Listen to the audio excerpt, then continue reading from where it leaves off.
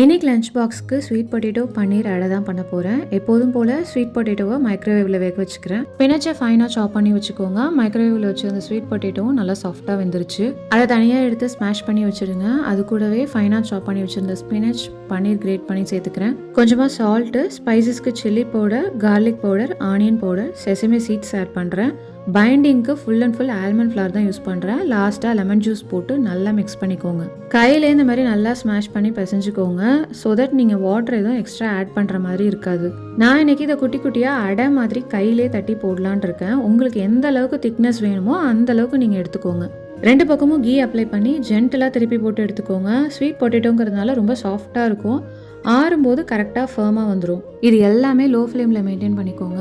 அவ்வளோதான், வெளியில் கிறிஸ்பியாக உள்ள சாஃப்டாக ஒரு சூப்பரான ஸ்வீட் பொட்டேட்டோ அடை ரெடி. சைடுக்கு ஹமஸ் கொடுத்துருந்தேன். இது என்னோட வெரி ஓன் பெஸ்ட் ரெசிபினே சொல்லுவேன். கண்டிப்பாக ட்ரை பண்ணி பாருங்கள். பை.